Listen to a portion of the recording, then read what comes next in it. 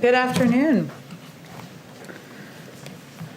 Well, we are very excited that later today, the President will sign an executive order that takes a whole-of-government approach to securing critical U.S. supply chains, ensuring we can withstand crises and create good-paying jobs in the process. The COVID-19 pandemic has underlined the need for resilient supply chains and robust domestic manufacturing, so all Americans have access to essential goods and services in times of crisis. The EO will direct immediate 100-day reviews of supply chains for critical products that go into everything from phones to pharmaceuticals. It will also direct reviews of industrial-based sectors, including defense, public health and biological preparedness, information and communications technology, transportation, energy, and food production. This is an issue with strong bipartisan support, and later this afternoon, the President will meet with a bipartisan group of House and Senate members to discuss supply chain resilience and the need to work together in strengthening it. We'll provide you all a list of that later this afternoon as it's finalized. Joining us today to talk through the details of the executive order are Deputy Director of the National Economic Council, Samira Fazili. I may have butchered your last name, as mine is butchered sometimes. I'll keep working on it. And Senior Director of International Economics and Competitiveness at the NSC, Peter Harrell. Thank you for joining us. And they will we'll see if we have time to take a couple questions. They have good reason. They have to go see the President shortly. Okay. Thank you very much, Jen, and thanks to all of you. It's a privilege for me to be here. As Jen said, this afternoon, the President will sign an executive order that takes a critical step in ensuring that America's supply chains can withstand any crisis, as well as supporting jobs across the country. Last year, in the early months of the pandemic, frontline healthcare workers couldn't find the masks, gloves, and PPE that they needed to keep themselves safe as they treated COVID-19 patients. Today, automakers across the country are having to take workers off factory lines because they can't get access to enough computer chips to maintain full production. Last July, President Biden committed that as president, he would direct his administration to take a comprehensive approach to securing America's supply chains. He said then, and he will reiterate later today, that America should never face shortages of critical products in times of crisis. Our supply chain should not be vulnerable to manipulation by competitor nations. The EO that the President will sign later today formally launches the initiative President Biden committed to last year to build strong and resilient supply chains. This is the first whole-of-government approach to promoting the resilience of America's supply chains from pharmaceuticals to foods. We are going to get out of the business of reacting to supply chain crises as they arise and get into the business of preventing future supply chain problems. As Jen said, the EO the President will sign will direct immediate 100-day reviews of supply chains for 4 critical products: computer chips for everything from cars to phones, large capacity batteries, such as those used in electric cars, so that America leads in making next generation electric vehicles, pharmaceuticals and active pharmaceutical ingredients, the key ingredients to American medicines, and critical minerals and strategic materials such as rare earth minerals that are essential to American industry and to America's defense base. The EO will also direct 6 sector-specific reviews to be completed within 1 year of today to be focused on defense, public health and biological preparedness, information and communications technology, transportation, energy, and food production. These sectoral reviews will be modeled after the process that the Defense Department uses to regularly evaluate and strengthen America's defense and industrial base. Make no mistake, we are not simply planning to order up reports. We are going to be taking actions to close gaps as we identify them, just as we have been working with industry in recent weeks to ensure that U.S. automobile manufacturers have the parts they need to keep making cars here in America. But we expect that by taking this type of comprehensive approach to supply chain resilience, we'll be able to strengthen our supply chains for the long term. And with that, I'm happy to turn this over to my friend and colleague, Samira.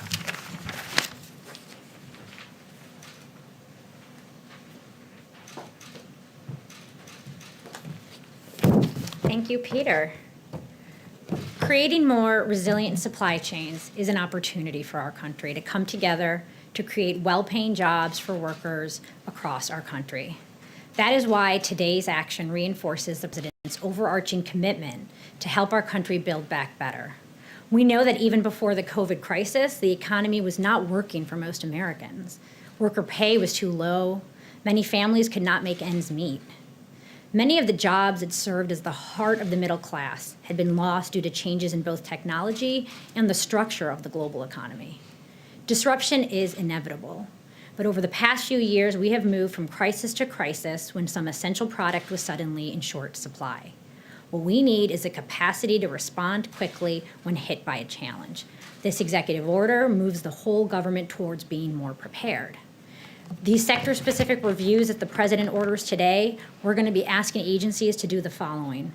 They're going to review risks in supply chains and in our domestic industrial base. They're going to think broadly about risk. There's climate risk and geopolitical risk, but there's also risk in not having enough workers ready to meet the needs of that sector, or enough factories or the right equipment to make a good or retool a shift to a new spike in demand for an essential good. They're going to be recommending actions to improve resiliency. In some instances, that action might be the data that government can publish, and so the private sector can plan and mobilize and take action. But in other instances, we have levers like procurement authority that we can use to support stockpiling or support some level of domestic production. We are also going to be looking for opportunities to work with Congress to give us more tools so that we can improve our preparedness. And today's conversation with members of Congress is going to be part of an ongoing conversation we've been having with them on this. Finally, a big part of this executive order is consultation with stakeholders and experts. We are going to be reaching out to talk to the American people. Government action alone will not solve complex supply chain challenges. This is going to be broad engagement, broad conversations that will include business, labor, local communities, academia. This work is going to require a new commitment to public-private partnerships, and we need all voices at that table to help us design those partnerships. This is a real opportunity to invest in the future of America and build on our nation's strengths. There are opportunities for small business development to help diversify supplier networks and alleviate the risk of too-big-to-fail companies in the supply chains for critical goods. There are opportunities to improve worker readiness and training so they have the skills needed to ramp up research, production, or distribution of a critical good. And there are opportunities to bring more jobs to communities around the country, including communities of color, to leverage the ingenuity and grit of the American people. This is going to leverage U.S. scientific leadership. It's going to further advance our research and development prowess. It will do so while also recognizing that our ability to maintain our innovative edge in research requires us to invest in both research and manufacturing in communities across America. Because when you pair thinkers and doers, that's how you create the technologies and products that help us tackle tomorrow's challenges. I want to reiterate what my colleagues have said. This work is not going to be about America going it alone. The answer to these weaknesses is not always to ramp up domestic production. We know these vulnerabilities affect not just American households. It's a global problem in some of these supply chains. We are committed to working with partners and allies to reduce these vulnerabilities that are affecting all of us. The work ahead builds upon America's historic legacy of making strategic investments in our future that lay the foundation for broad-based economic growth. Smart investments in research, manufacturing, domestic capacity, and our workforce has in the past unleashed decades of economic expansion, and an expansion that raised wages and living standards for American families across the country. We can and should build upon that legacy, and that is how we will approach this supply chain work. This problem was decades in the making. We can solve it by making smart investments that are long-term in nature, that reach families and workers in all of America. Thank you. Okay, let's see if we can take some questions. Go ahead. Thanks, Jen. Presidents for decades have been promising to create factory jobs. We've got about 12.2 million factory jobs. That's down from 17 million in 2000. How many jobs do you think this initiative can create? And what are your metrics of success? Yeah, I'm happy to take that.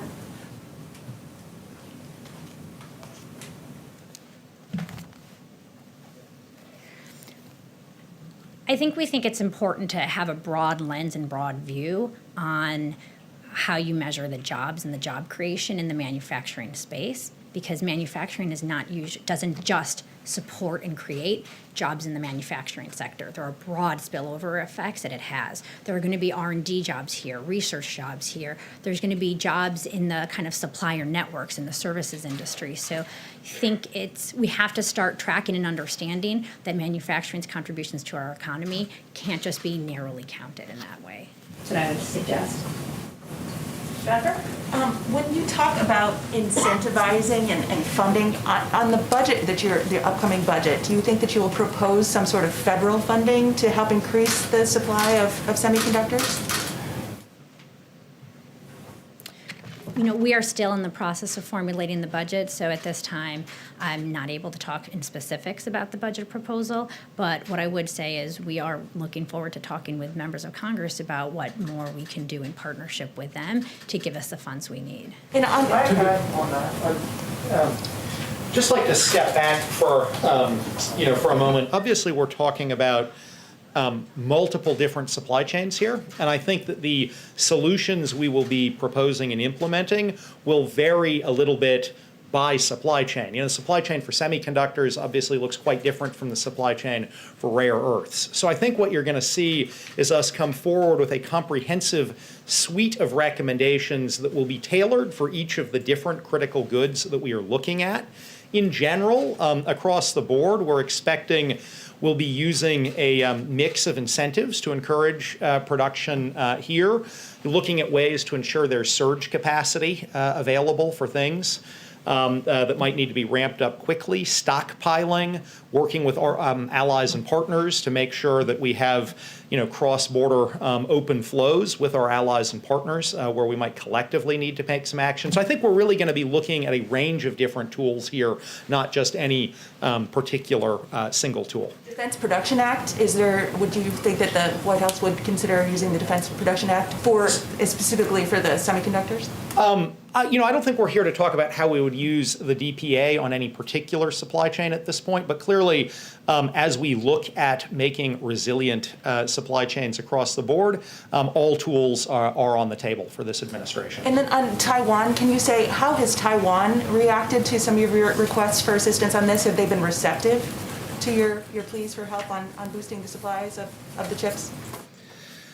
I don't want to get into the nuances of specific diplomatic conversations we have had. Clearly, Taiwan is an important partner of the United States, and we've had constructive conversations with them.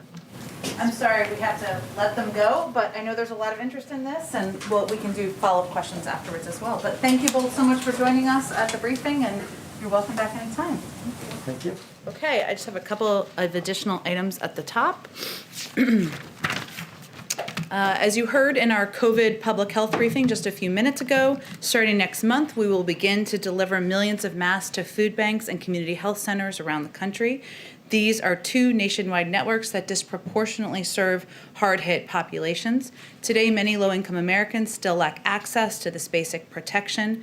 That's why we're taking this thoughtful and targeted action to keep Americans safe. We will deliver more than 25 million masks across the country. These masks will be available at at more than 1,300 community health centers and around 60,000 food pantries. Any American who needs a mask will be able to walk into these health centers or food pantries and pick up a high-quality American-made mask that is consistent with CDC guidance. This program is made possible through existing funding at HHS, and with this action, we are hoping to level the playing field, giving vulnerable populations quality, well-fitting masks. A couple other things. I know, lots going on today. I wanted to make sure you saw a letter released this morning by over 160 CEOs representing some of America's biggest and most respected companies, calling on Congress to act on the President's rescue plan. There is growing consensus across the country for this package, and that's reflected in polling showing a bipartisan majority of Americans back it. As the more than 160 business leaders put in their letter to congressional leaders, previous federal relief measures have been essential, but more must be done to put the country on a trajectory for a strong and durable recovery. Also, a winter storm update. Temperatures are back within normal ranges for this time of year across the states that have been impacted by the storm. That's, of course, good news. But water system outages and boil water advisories, although improving, remain an ongoing issue across the region, requiring additional federal support. Delayed shipments of COVID-19 vaccine doses are anticipated to be filled in the coming days, as we noted last week, and vaccination sites have reopened and are doubling up appointments to accommodate those canceled last week. All major airports are open. All rail carriers have returned to normal operations.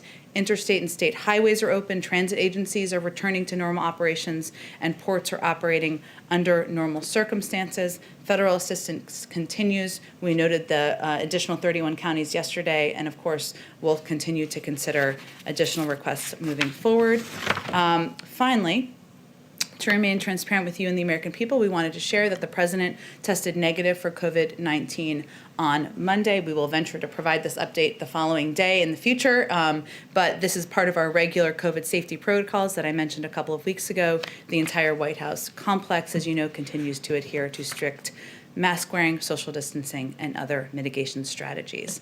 Okay, sorry, a few things at the top. Go ahead. Thanks, Jen. On the masks, any sense of why the White House is using cloth masks instead of N95s, which are also made in America, and we have supplies? And do you have a list of manufacturers of the masks? Sure. Well, I would say that these masks are all adhere to CDC guidelines, and certainly they meet those requirements set by our federal standard.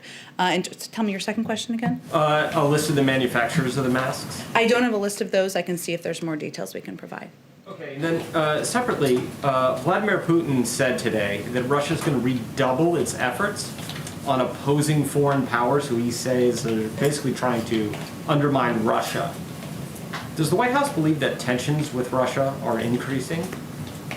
Well, we believe that certainly over the last several years, there have been more concerning steps that have been taken by Vladimir Putin and by members of the Kremlin, as the president has expressed during the campaign. And that is why he asked his national security team to launch a process of looking into not only reports of hacking around the 2020 election, but also the bounties on our troops that was of concern, of course, the SolarWinds hack, and to take a close look at that so we have our own assessment. As you know, the president also spoke with President Putin just maybe 2 weeks ago and did not hold back in expressing his concerns about the actions of his government. But we are letting that process see itself through. As I noted yesterday, it will be weeks, not months, before it's concluded, and we have more details about a response.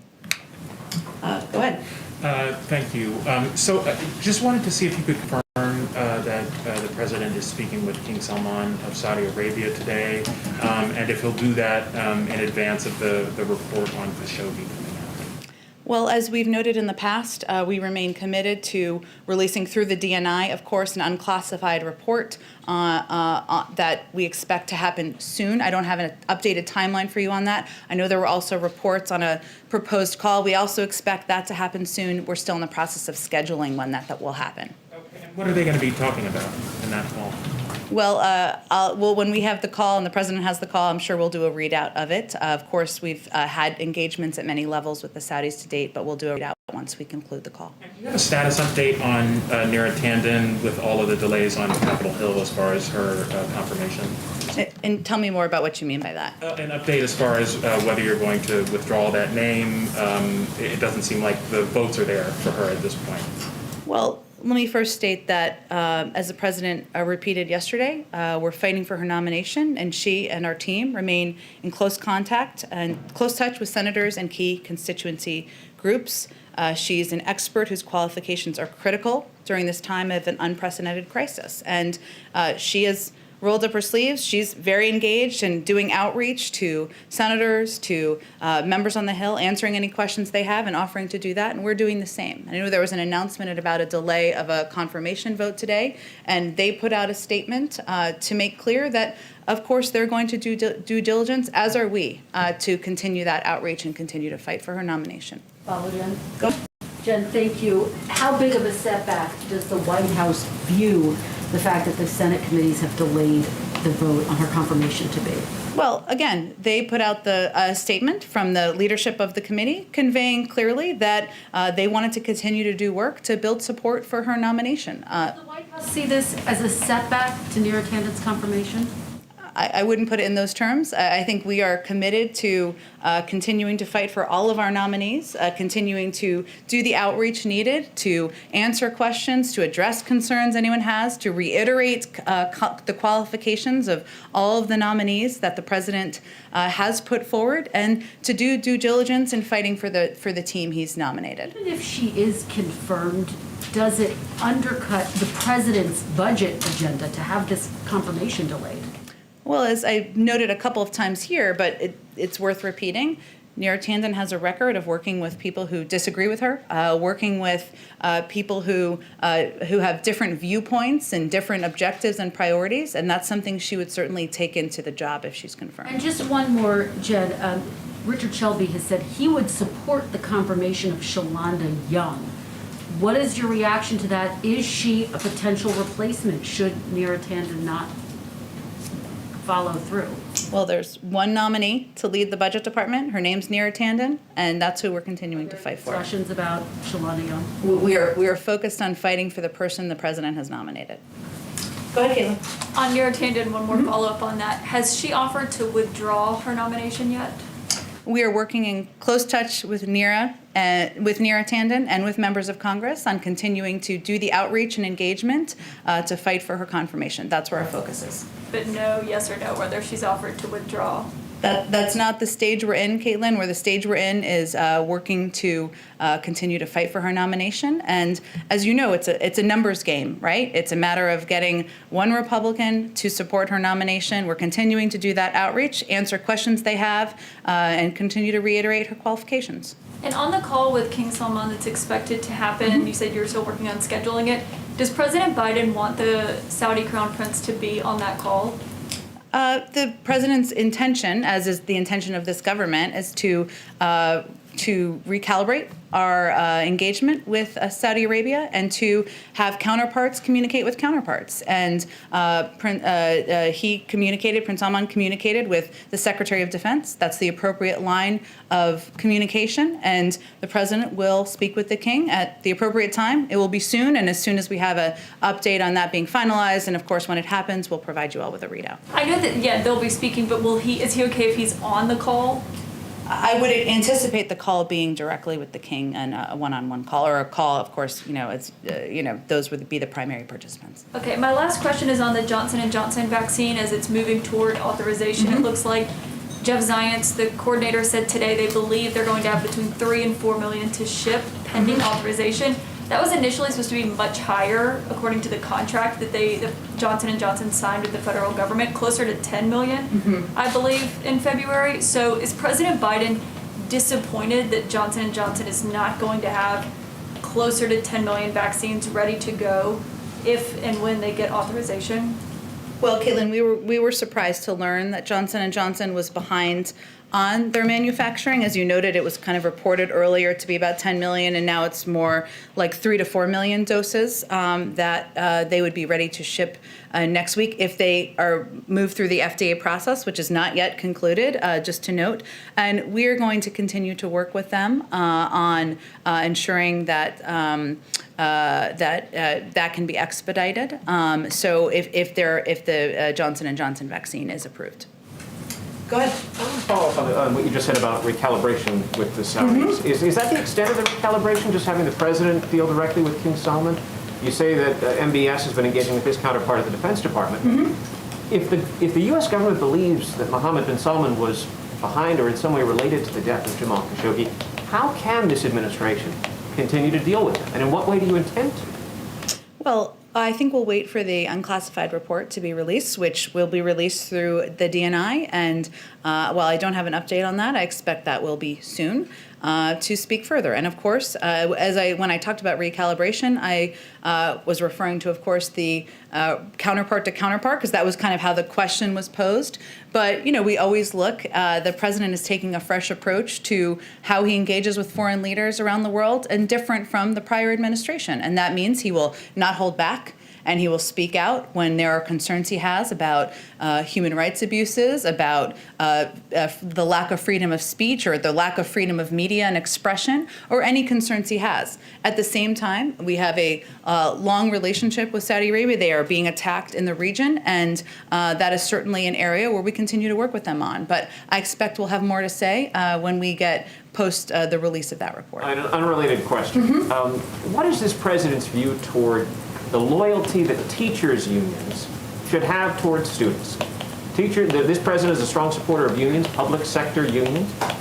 Is a teachers' union's obligation to the workers and their concerns about safety, or is a teachers' union obligation also to students? Well, I can't speak to the obligations or I'm not a spokesperson for the teachers union. I'm a spokesperson for the President of the United States. So I can convey to you that his commitment is to the students and to the teachers and to the parents who want to have their kids back in school. And he wants to do that safely. And that's what his focus is on, and that's the role he can play from the federal government. Go ahead, David.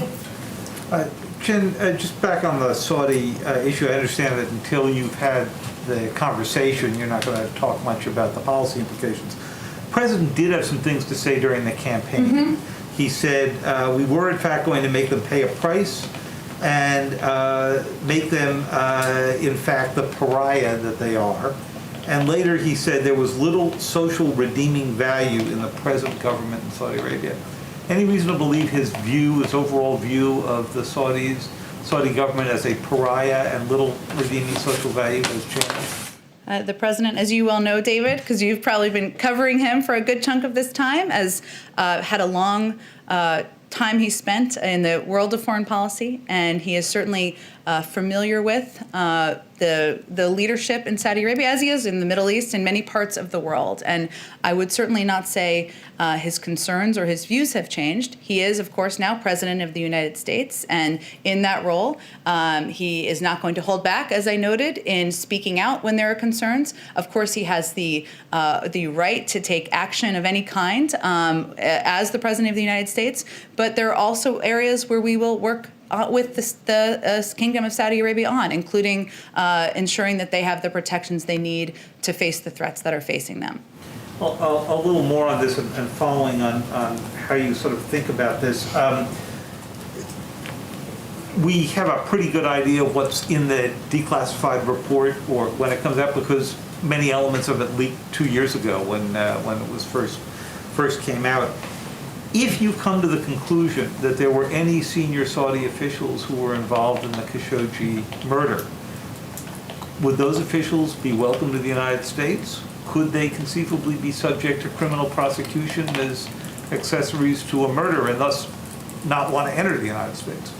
I certainly understand the line of questioning, and I know there's an eagerness for the full report to be released. I'm not going to get ahead of the policy process or the release of that report, and you'll have to come back. Others will have to come back on the day after it's just released or the days after, and we can discuss it further. Go ahead. Oh, sorry, we'll come back to you next. I didn't see your hand. Go ahead. Thank you. A New York-related question, if I may. Sure. I know you've been asked about whether the president has confidence in Governor Andrew Cuomo, given all the controversy surrounding the nursing home issues in New York during the pandemic. But more broadly, I'd like to ask if there are any lessons to be learned here, if the administration believes that, or has, kicked off any discussions in terms of what type of role the federal government should play in providing guidance during an outbreak of a future infectious disease to nursing homes, and whether there should be some sort of standardized data collection so that you don't run into these issues with states providing different data at different times. Sure. Well, I think there are a lot of lessons learned from what we've gone through as a country over the last year. And as you know, New York is one of the hardest hit states in the country, and earliest states hit hard in the country, was kind of on the front lines of that, and the challenges that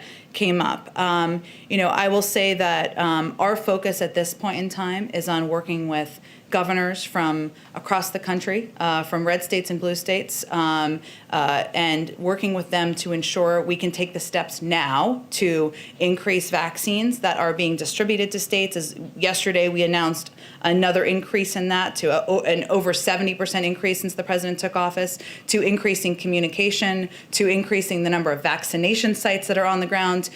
There's going to be plenty of time to look back. There will be many lessons learned, but right now we are still in the midst of the crisis, and we need to keep our resources and our focus on saving more lives. Go ahead. Thanks, Jen. Did the White House, any White House officials reach out to some of those CEOs who signed the letter? Was there any communications ahead of that letter? Well, the letter was put together by a group from the outside, or a couple of groups, I should say, from the outside. Business Forward, I think, was one of them, and there were a couple of other organizations. We, of course, engage with business groups and business leaders all the time, but it was not put together. It was put together by these outside groups. Did the White House specifically talk to any of the CEOs before they signed the letter and to encourage them to sign the letter? I know it was put out by other groups, but just wondering if... We didn't play an organizational role here, as I understand it. It was done by these outside groups, but we, of course, engage with business leaders all the time. So, I don't know that I have more specifics to lay out. Neera Tanden, has the White House specifically talked to Senator Bernie Sanders or Senator Kristen Sinema about the viability? Have they talked to them today about what's going to happen going forward? About the viability of her nomination? Correct. We have been engaged. I noted yesterday, and I don't have a new number update, that Neera Tanden herself had engaged directly with 44 senators. We've also engaged with many more far beyond that, Democrats and Republicans. Some of them have been over the last 3 days. Some of them were before that. Some of them have been repeats, but we're not going to read out the individual conversations from here. Obviously, any senator can speak to our engagement from their platform if they choose to. Go ahead. Thank you, Jen. We spoke yesterday about immigration and this facility, HHS facility in Carrizo Springs, Texas, for migrant children. And you said it is not kids in cages. We've seen some photos now of containers. Is there a better description? Is it kids in containers instead of kids in cages? What is the White House's description of this facility? Well, let me give a broader description of what's happening here. We have a number of unaccompanied minors, children who are coming into the country without their families. What we are not doing, what the last administration did, was separate those kids, rip them from the arms of their parents at the border. We are not doing that. That is immoral, and that is not the approach of this administration. These kids, we have a couple of options. We can send them back home and do a dangerous journey back. We are not doing that either. That is also putting them at risk. We can quickly transfer them from CBP to these HHS-run facilities. That's one option. Or we can put them with families and sponsors without any vetting. There were some problems that process ran into as well. We've chosen the middle option. And these HHS facilities, this is one of them you're referring to, we had to expand and open additional facilities because there was not enough space in the existing facilities, and if we were to abide by COVID protocols. That's the process and the step. This facility in Texas, which has been reopened, has been revamped, there are teachers, there is medical facilities, and our objective is to move these kids quickly from there to vetted, sponsored families, and to places where they can safely be. This is a difficult situation. It's a difficult choice. That's the choice we've made. So just one step back from that, we've been talking to people down at the border who say that right now DHS and the Border Patrol are using the same kind of facilities now that they did during the Trump administration, and that there's a facility right now, it's in Donna, Texas instead of McAllen, Texas, but it's tents and chain link fence around it. And so a CBP facility before they're transferred to the HHS facility, is that what you're referring to? yes, and the issue would be that just in the last couple days they had hundreds of kids that they were holding for over 72 hours, which is the legal limit to keep somebody in a temporary facility. So I'm just curious why this is happening. Let's be clear, though, because I know you want to be clear with the public Yes. about the differences. The CBP facilities, which you're right, the objective is to move kids, unaccompanied minors, as quickly as possible, under 72 hours, to these HHS-sponsored facilities, which is the one where we've been referring to in Texas. They are two different things. There were some delays last week because of weather and because some of these facilities to safely move these kids to did not have power and were not in a place where they had the capacity to take in these kids and do it safely. That is not our objective. That is not our goal. So some unfortunately did stay 4 days, 5 days, or longer. But the objective is to move them as quickly as possible to the HHS-sponsored facilities. Has the White House seen the comment from Alexandria Ocasio-Cortez, who, speaking about that HHS facility in Carrizo Springs, said this is not okay, never has been okay, never will be okay, no matter the administration or party? Well, I think the difficulty is I haven't seen the full context of the quote or interview of the tweet that she shared, but I would say the difficulty is what I outlined earlier. We have kids coming across the border. It is heartbreaking. I think we all as human beings are heartbroken, as parents, as mothers, as fathers too.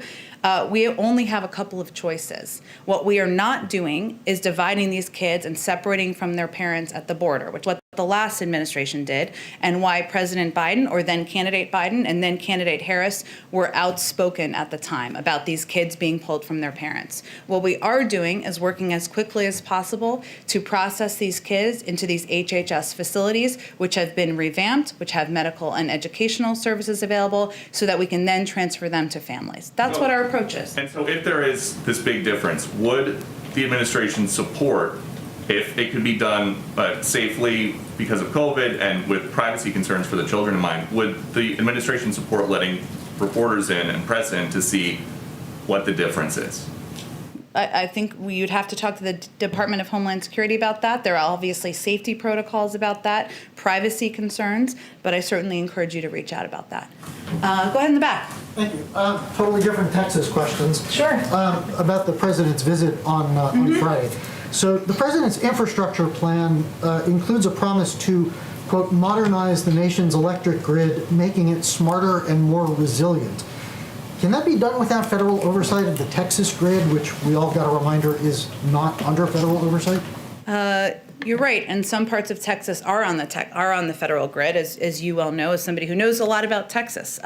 Look, I think there's going to be a lot of time in the future to have a discussion and debate about what weatherization, what preparation should have been taken in advance. We're not going to have that debate today. We're not going to have that debate on Friday. The president is going to Texas because he wants to show his support, because he wants to survey the damage on the ground, see how people are impacted, see how he can tap into additional resources in the federal government. As you know, and as I noted at the top, Texas is still in a state of emergency. There are millions of people who are impacted. We can have a policy debate later. Right now, we're going to help the people who are still suffering and going through a really challenging time. Does the president consider what happened in Texas last week, and we still have the after effects? Does he consider that to be a natural disaster or a man-made disaster? And how does that affect the policy response? Well, again, there'll be a policy discussion, and I'm sure as we look ahead to delivering on the president's Build Back Better agenda, as you know, he's been a longtime fan of infrastructure. He loves infrastructure. It's one of the things that I'm sure we'll be talking about in the months ahead, and protecting our nation's critical infrastructure, which we all know is outdated. But we're not going to put new labels on it today. We're just going to focus on how we make sure people have drinking water, how people have not in the cold, how families have a place to live, and we will have plenty of time to have a policy debate. Two quick follow-ups on this. Any significance to picking Houston as the place to go? Significance with the fact that it's Ted Cruz's hometown, for instance? Any other significance? That is not a significance. I would say that while the president is there, he wanted to also visit a place where vaccines are being distributed. So that was another component of the trip. In addition, we worked in very close coordination, as I've noted, as we were trying to figure out the timing of the trip with experts on the ground, with our acting FEMA administrator on where it would be most appropriate to visit. And you may have sort of already addressed this, but I just want to be clear. Can we expect any sort of announcement while the president is in Texas or going to Texas, investigations, new aid, deliverables, anything? We've been kind of reviewing every day new assistance that can be distributed, which I've been trying to read out at the top of the briefing in coordination with our acting FEMA administrator and Liz Sherwood-Randall. So I don't know. It may be that there may be more because we're just trying to get as much out the door as possible. But I wouldn't expect. There's nothing that we're holding, I should say, for Friday. that makes sense. Go ahead. Hi, Jen. One for me, and then I'm the pooler today, so one for my colleagues. Okay. What's the White House view on this this variant that's emerged from California, and how it might factor into your modeling on a timetable for return to normalcy and your vaccination campaign? Sure. Well, one of the reasons we've been quite careful, or I have tried to be, about predicting a return to normalcy is because there are unpredictable components of the things that come up with the virus, right? As we've seen with other variants, and certainly the California variant is an example of that.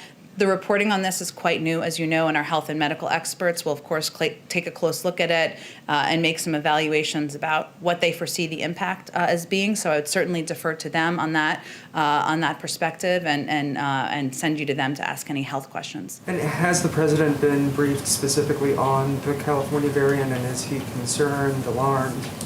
The president is briefed regularly on COVID. He asks questions about COVID and updates, and I would not be surprised if he had not asked this morning. I was not in any policy meetings with him this morning, so I don't have any update on his briefings. So from my colleagues outside the room, I actually received several different questions on, Sure, go ahead. On some of the Saudi, the call with the Saudi King Salman, as well as the Khashoggi report. And I know you've addressed this, but is it important for the president to speak with the king in the context of the release of the report? I'm not going to preview his call with the king. Obviously, they'll cover a range of topics, and when we have concluded that call, I'm sure we'll provide a readout to all of you. Go ahead.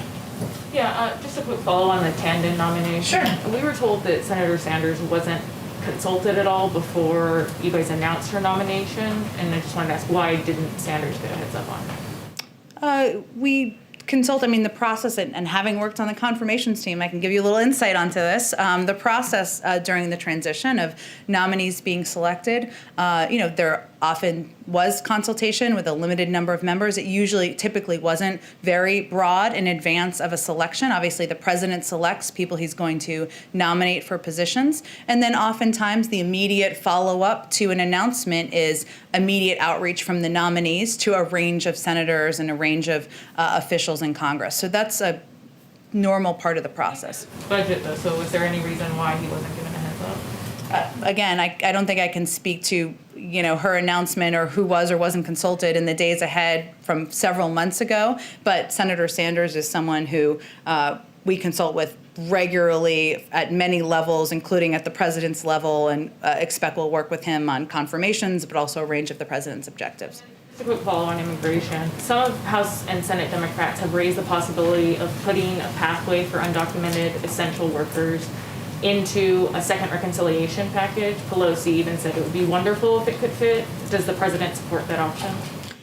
I'm sure he'll have discussions and consultations with Speaker Pelosi, as he does frequently, and others about how they want to move the path forward on immigration. And he proposed the comprehensive bill with several components because he thinks they all are pivotal. But we haven't had any extensive conversations on that yet, so I don't have anything to read out for you. Second reconciliation or anything? Say it again? On a second reconciliation, you haven't had...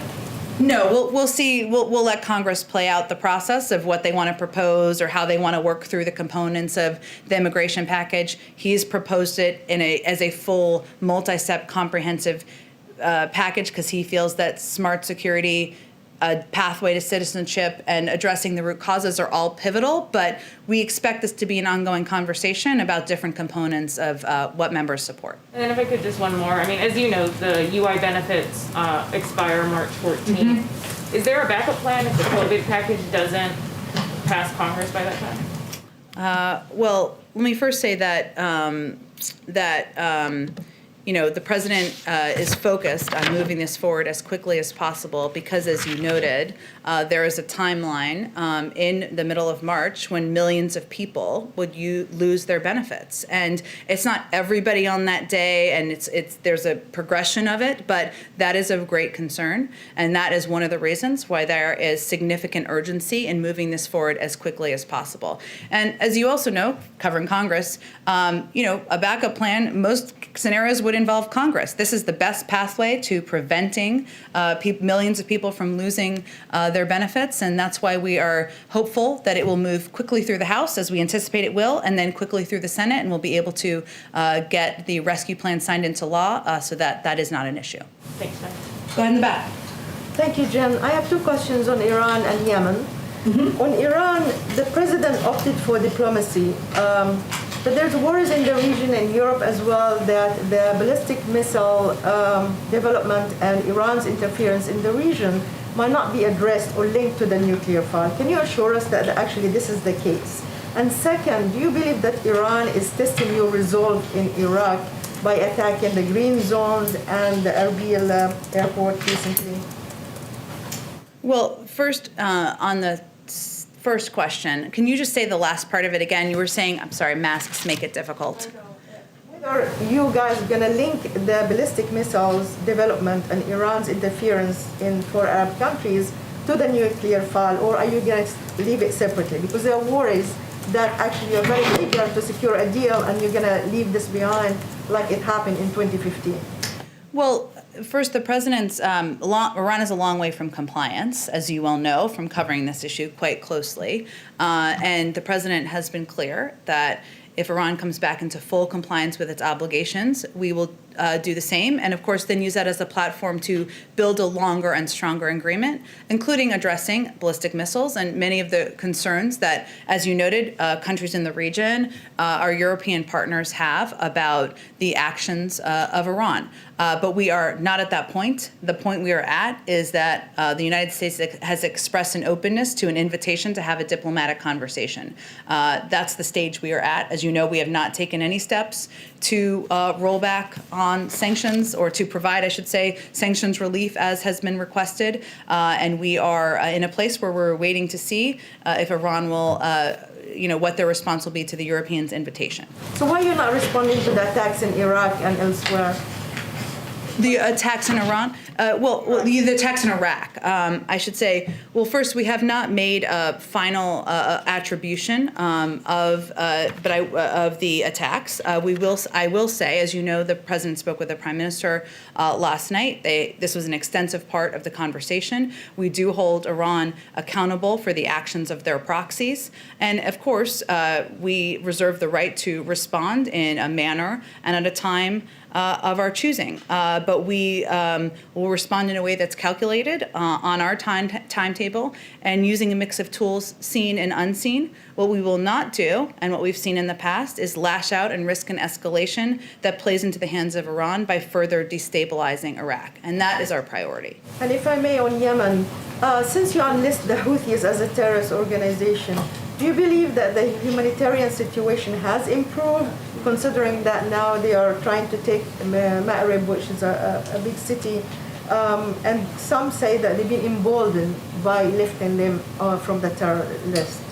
Yes, and as you know, our issue has never been with the people of Yemen, right? And certainly the humanitarian situation has been a long time concern. I don't have an assessment of the humanitarian situation on the ground. The State Department is likely going to have the best assessment of that, but I can also talk to them, or you can, of course, reach out to them directly to get an assessment. Go ahead in the back. Hi, thanks, Jen. I have two quick questions, if you don't mind. The first on voting rights. We're seeing several states consider bills to restrict voting rights, or restrict voting. Is the administration willing to work with Congress to pass legislation to expand access to voting? Certainly expanding access to voting, making it easier for people to vote is a priority of the president's, a priority of the vice president's, and we're happy to have that conversation. In what ways would you be willing to do so? Democrats have sent a letter to the president asking for policing of voting-related crimes. Is that something that the administration is going to look into? And what are other specific steps that the administration is willing to do to help combat some of these pieces of legislation that we're seeing in other states? I have not taken a full look at all of the different pieces of legislation. I'm happy to talk to Ambassador Rice, who's running point on this, and I expect we'll have more to say on voting rights soon. But let me do that, and we can see if we can get you more specifics after the briefing. And then shifting gears, I know that you have talked about supporting a study of reparations, but on another note, we've talked about the impact that COVID has had on the Black community, whether it's in deaths and the job losses. Yeah. Is the administration considering some type of targeted relief for Black communities or communities that have been hit hard that may not be reparations, but maybe job training or something to help communities build back from this pandemic, specifically communities that have been hit hard, such as Black communities?